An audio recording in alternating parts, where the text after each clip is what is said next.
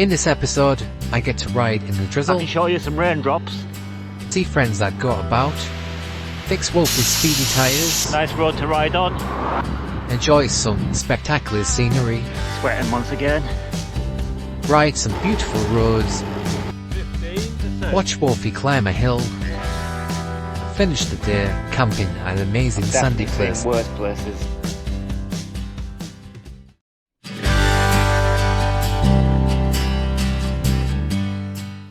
We walk around 6:30 AM, greeted by light drizzle. Having camped next to the main road, we experienced minimal traffic, so this spot turned out to be okay, and we had a good night's sleep. We packed up our belongings, whilst eating our usual breakfast of granola and yogurt, and then set off around 7:45 AM.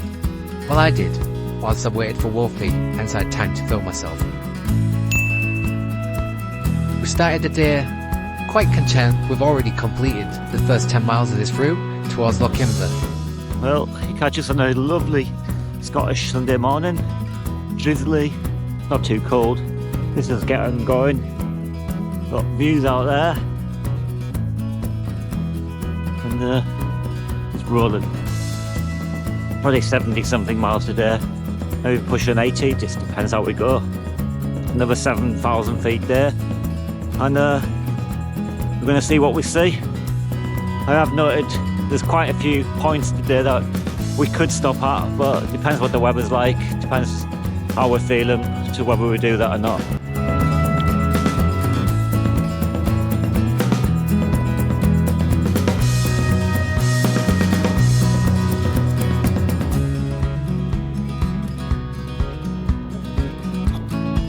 If anyone's interested, I can show you some raindrops.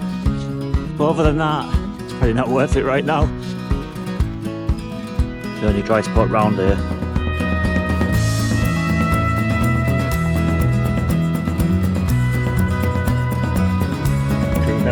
All of these things look gloomy, we're not overly wet. Most of our clothing were Gore-Tex, which were perfect for the right conditions. Wearing the right clothing really does make a difference to whether you have a good time or not. So even though it was wet, it was a really enjoyable morning. Another climb.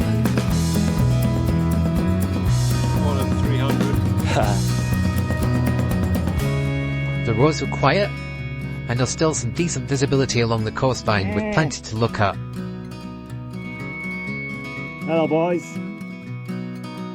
And then witnessing sights like the Feral Ghost made it really rewarding for us.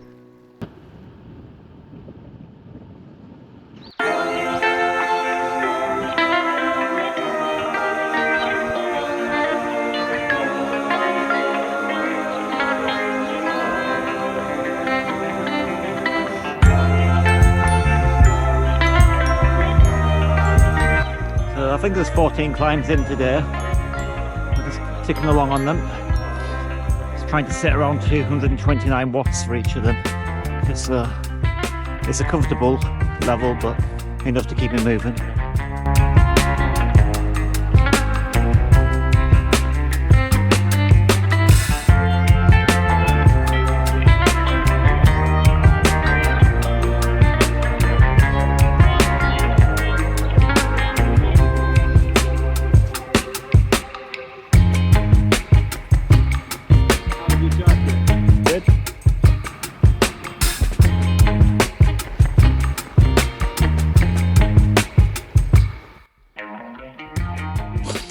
Blowing out my ass. Another climb, nearly at the top. Not long to go. Sun's trying to poke its head through. Nice drizzle up that climb. A bit too hot for me, especially having my winter hat on. I should have taken it off, but no way was I stopping on the climb for that.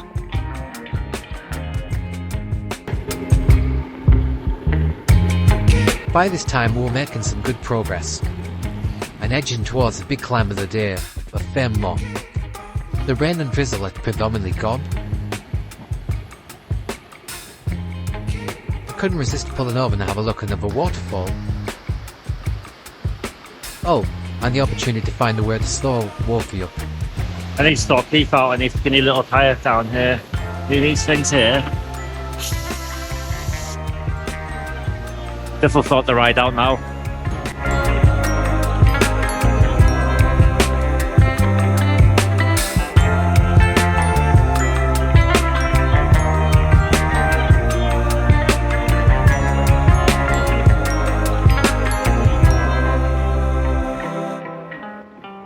more cuckooing.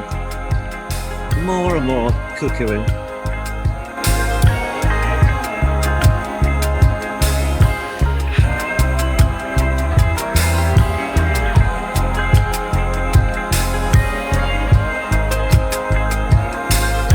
This climb was one of the longer climbs on North Coast 500. The sort of climb I like, where you can find the gear and just stick to it. This climb was memorable.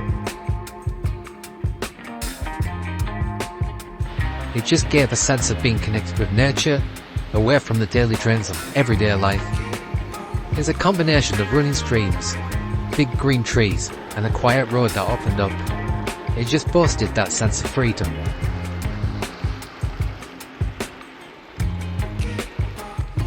Gloves and jacket are off. Another warm climb. 2.5 miles to go. Not as much feet left. We're getting there. Can't see Wolfie, I'm looking behind me.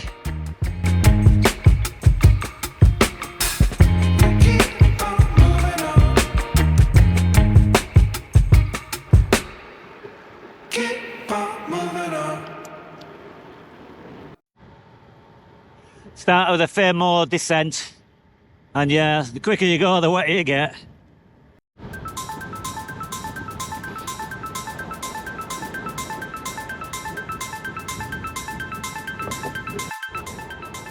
Yeah, camera's wet, I'm wet. Wolfie's behind me over here. The descent was quite a long one. Thankfully, as we descended, the rain reduced. We stopped at a newly built visitor centre before turning towards Ullapool to utilise the toilet amenities as well as fill our water bottles from a fresh drinking water tap. We then tried to sneak a peek at the falls in Mesac without having to put in extra miles, but we were not successful. We then pushed on and would end up seeing some amazing places later on to make up for it.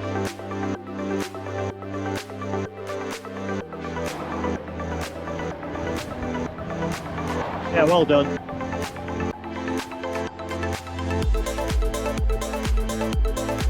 Nice road to ride on.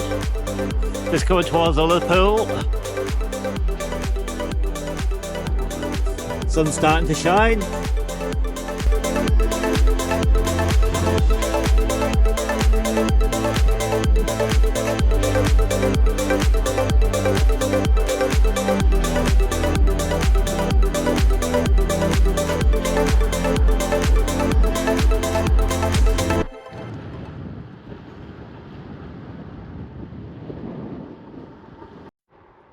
Just on the road coming into Ullapool. It's very busy for traffic down here. Being swooped by many cars. It's not the best. It's a really wide road. Completely unnecessary.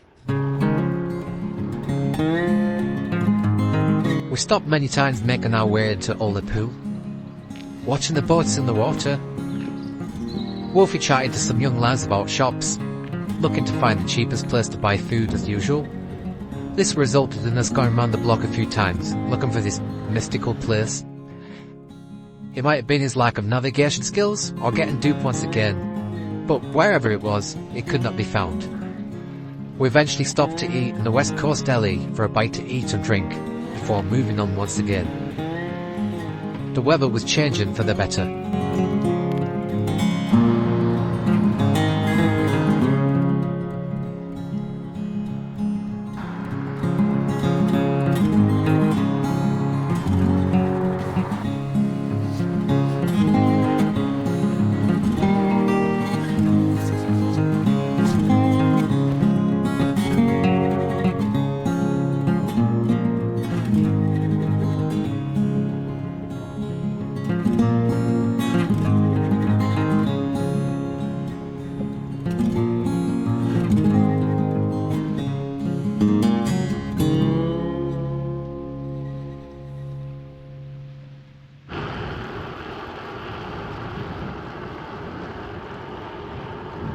Left Ullapool a short while ago, straight into hills. So we've got 30 miles to do and 3,000 foot of climbing.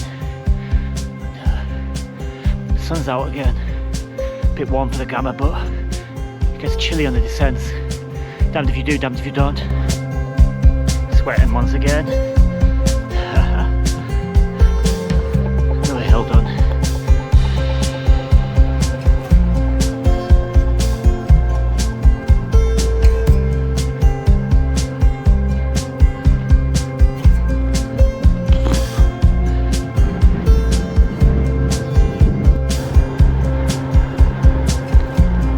We were travelling towards Drumney, then turned off onto quieter roads.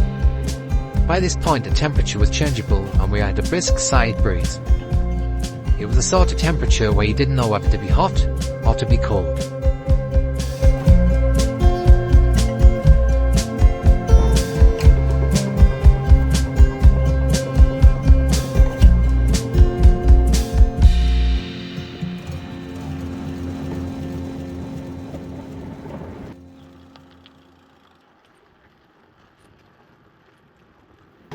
Enjoy your ride. Yeah, you too.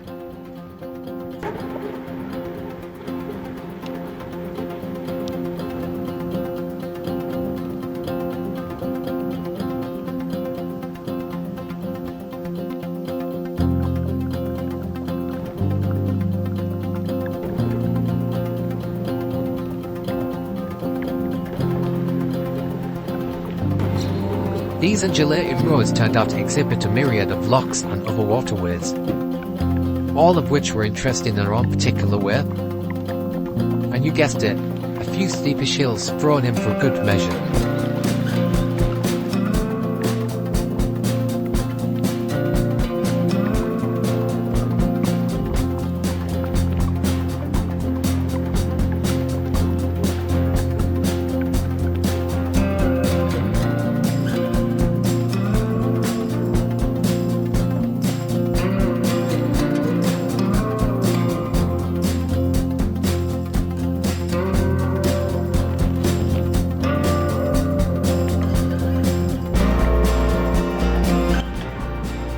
I pulled over to let a van come through, started riding and then forgot to start my GPS again. So I couldn't have a little gap in my heat map, turned back, redrew it.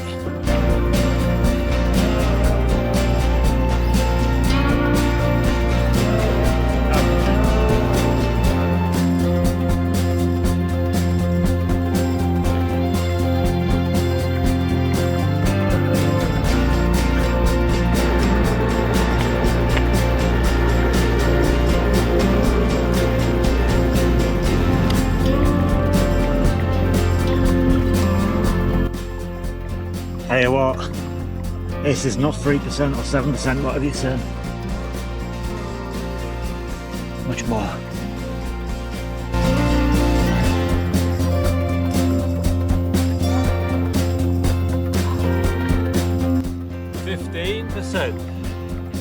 Don't have the gears for that.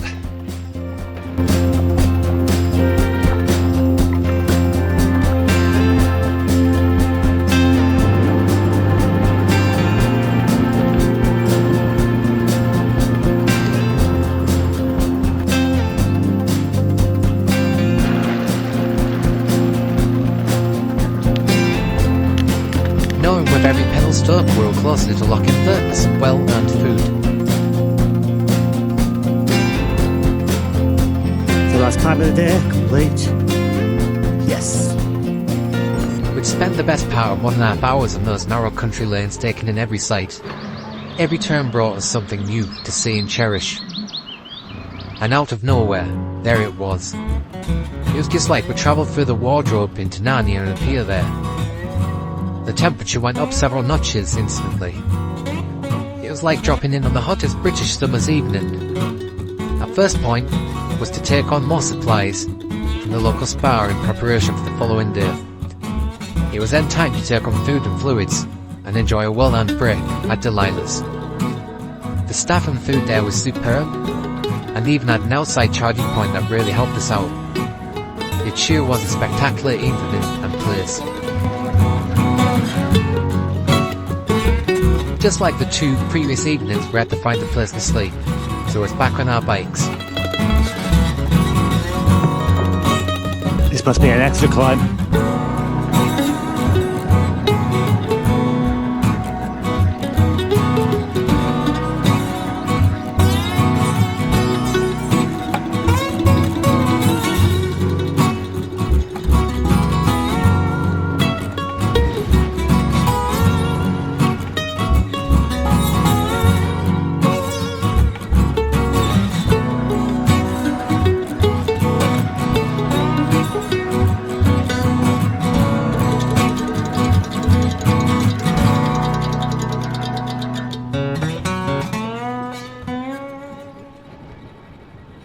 This time we completed an extra 8 miles from what we'd planned. Found our new treasure on Clash Nessie. These things will do the rest of the talking for us. But what an amazing place. It's been a long day, and look where we've ended up. On a nice little beach. Yeah, I'm gonna have to put up with the waves tonight. I don't know how I'll be able to live. Right. Tent set up. We've got Wolfie, that's over there as well.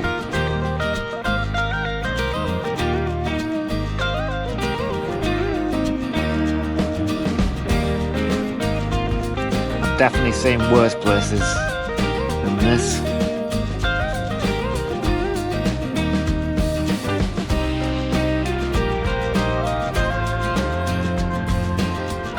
What an evening.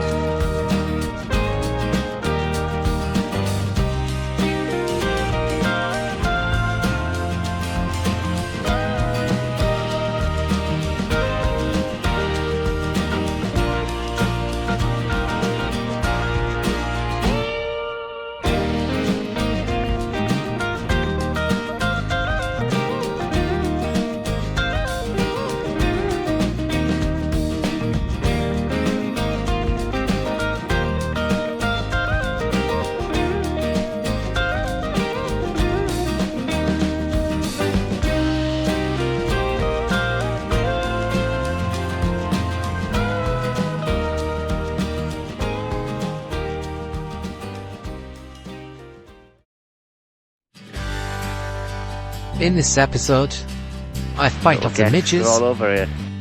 gasp at the sheer beauty of this place, Follow nearly me. lose my Go draw, on. ride many more hills, take in many jaw-dropping sceneries and sights, and finally end the day in another amazing camp spot with an extra person. Wow, what a fast descent down there.